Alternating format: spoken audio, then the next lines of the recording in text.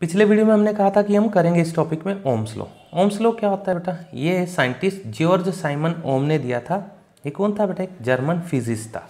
इसने करंट और वोल्टेज का रिलेशन बताया था। इसने कहा था कि करंट इंक्रीज होगा तो वोल्टेज इंक्रीज होगा, या वोल्टेज इंक्रीज होगी तो करंट इंक्रीज होगा, बट कंडीशन दी कि फिजिकल कंडीशंस रिमेन कॉन्स्टेंट। यहाँ फिजिकल कंडीशंस क्या है? टेम्परेचर, तो टेम्परेचर रिमेन्स कॉन्स्टेंट। ये ध्यान रखिएगा बेटा। चलिए आगे पढ़ते हैं इसको डिटेल में। इसे पढ़ने से पहले बेटा कुछ सिंबल्स हमें याद रखने हैं, और इन सिंबल्स को हमें क्या करना है बेटा?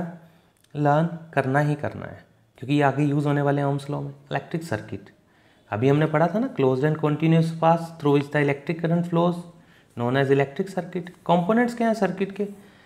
करंट देने के लिए क्या चाहिए हमें? सोर्स। ये सेल और बैटरी का सिंबल है। लोड कोई भी डिवाइस, जैसे कोई बल्ब हो सकता है। स्विच या की, इसे ब्रैकेट से शो कर सकते हैं या इस तरह से, ये ओपन ब्रैकेट, ये क्लोज ब्रैकेट। और फ्यूज़, ये दो सर्कल लगाकर बीच में ज्वाइन कर दिया, ये फ्यूज़ का सिंबल है। टिन लेड का एलॉय होता है, लो मेल्टिंग पॉइंट होता है, सीरीज में यूज़ होता है। रेजिस्टेंस के सिंबल जिगजैग लाइन्स हैं, और रियोस्टेट ये जिगजैग लाइन में एरो है। ये रेजिस्टेंस को कम ज़्यादा करने के लिए यूज़ होता है, ओम्स लॉ में यूज़ होगा। एमीटर अभी हमने शो ही कर दिया था, वोल्टमीटर भी शो कर दिया था। ये क्या मेज़र करता है? Electric current. और ये क्या मेज़र करता है? Potential difference. आइए ओम्स लॉ को कंटिन्यू करते हैं बेटा। ओम्स लॉ क्या है बेटा? देखिए, हमने बताया था कि जॉर्ज साइमन ओम ने ये लॉ दिया था, Ohm's law. What is Ohm's law? George Simon Ohm ने बताया कि at constant temperature the amount of current flowing through the conductor, current flowing through the conductor is directly proportional to the potential difference applied across two ends. Mathematically क्या बताया? I directly proportional to V, I current है और V potential difference at constant temperature, जो अभी हमने बताया। और हम क्या लिख सकते हैं? V directly proportional to I और V is equal to R I. Directly proportional हटा के हमने R लगा दिया। R क्या है? Resistance which is a constant of proportionality.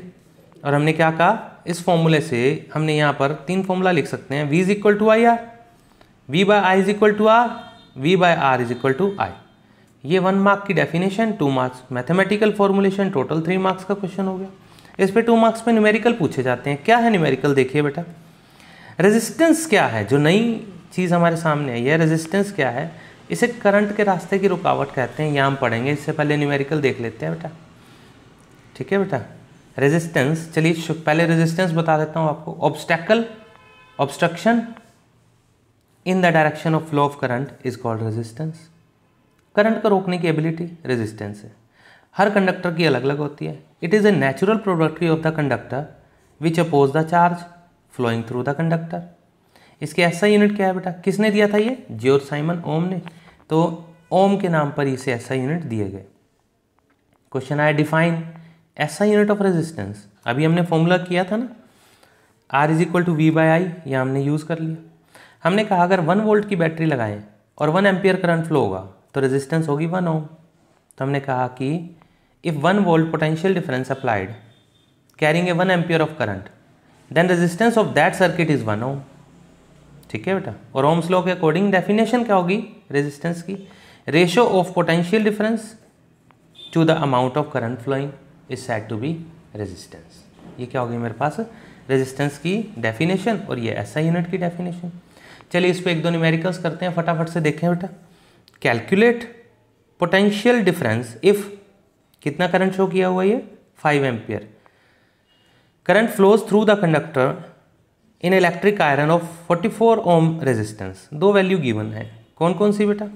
5 ampere current है, 44 ओम रेजिस्टेंस है। देखिए बेटा, आई कितना है? 5 एम्पियर, आर 44। तो V इज इक्वल टू क्या होगा? आई आर, मल्टीप्लाई किया 220 वोल्ट आ गया। नेक्स्ट क्वेश्चन हमारे पास दिया हुआ है, if potential difference is 200 volt, resistance 40 ohm, what will be the electric current? तो आई क्या होगा? V by R, 200 by 45 ampere आ गया। इजी ना? नेक्स्ट देखिए बेटा, what is the resistance of conductor if 220 volt potential applied carrying a 5 ampere current? तो क्या होगा? R is equal to V by I, V भी दिया हुआ है, आई भी दिया है, डिवाइड किया आ गया 44 ओम। तो ये क्या था बेटा हमारे पास?